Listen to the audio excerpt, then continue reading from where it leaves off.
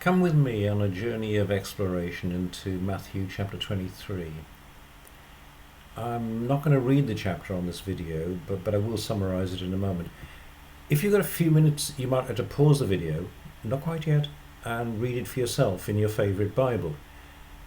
But if you've got more time, then why not explore it for yourself by asking some of the questions that I'll leave on screen in a moment or two. Pause and come back later, even tomorrow. Or just hang on without pausing and I'll suggest some answers to these questions. What's happening? Where is it happening? When is it happening? Who are involved? Why is it happening?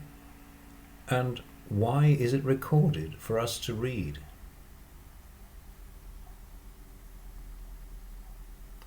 Okay. What's happening? Put simply, Jesus is slating the Jewish teachers and the Pharisees. There's a sentence here that appears 6 times, word for word. Woe to you, teachers of the law and Pharisees, you hypocrites. Their hypocrisy is summarized in verse 3. They don't practice what they preach. Where is all this happening? The chapter itself doesn't tell us, but I think it's key to helping us understand what's happening. All this is happening in the temple. How do we know it's in the temple? The only information we have is information about location is firstly 2 chapters earlier, in chapter 21, where we read that Jesus entered the temple courts, and also the beginning of the next chapter, chapter 24, where we read that Jesus left the temple. So he was in the temple for half of chapter 21, all of chapter 22, and all of chapter 23, which is the one we're looking at. So, Jesus is slating the religious leaders of the Jews, the teachers and the Pharisees, in their most holy place. Their reverence for the temple even surpassed their reverence for God.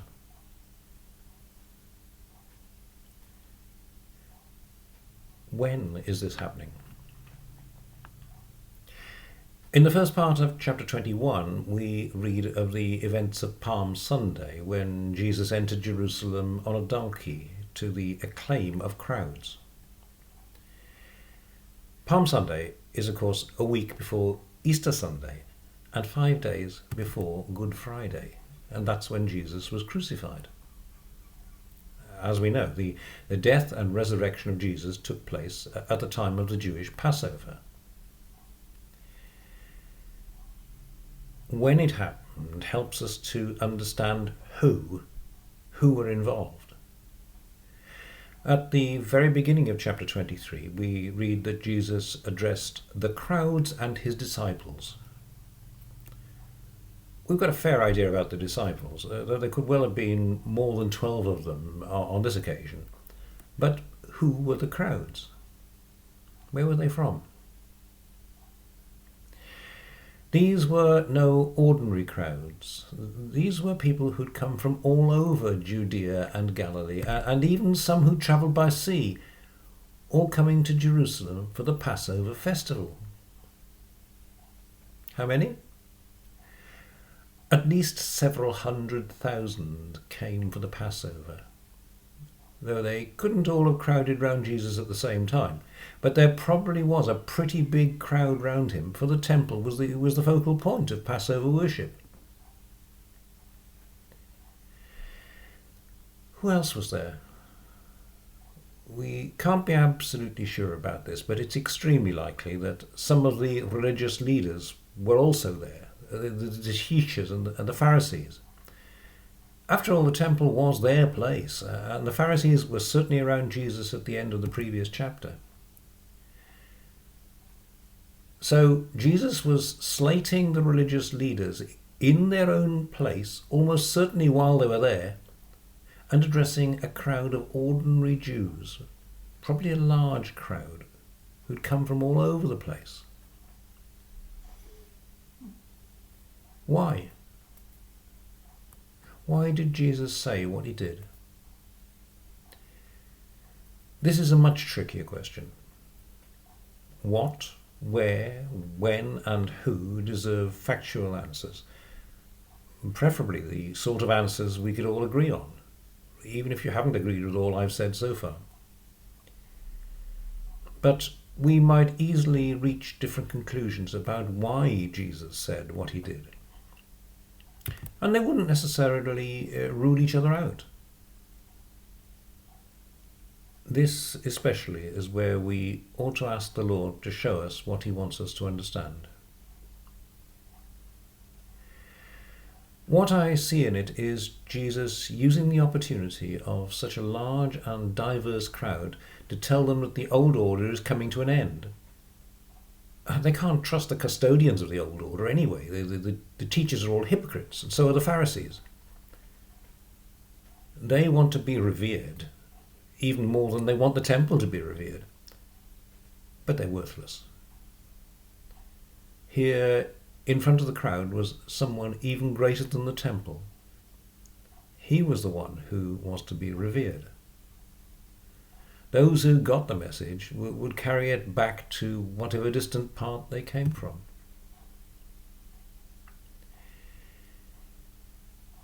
It's very likely that at least a few Pharisees were listening. They'd report it to the authorities. And that would hasten Jesus' death. He had to die within the next few days to fulfill the deeper meaning of Passover. Finally, why is it recorded for us to read? Because the Gospel writers had to be very selective. No way could they record everything Jesus said or did. So why did they record this event? And not all of them did, only Matthew and Luke. Another way of framing that question is like this. What does it say to me, or what does it say to you?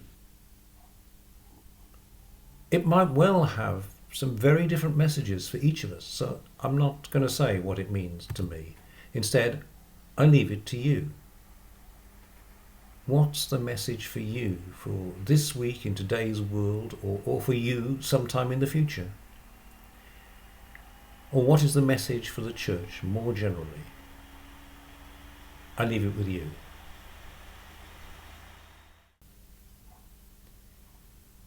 Lord, please help us to understand what you want us to understand, and help us to take away the lessons you want us to learn. Amen.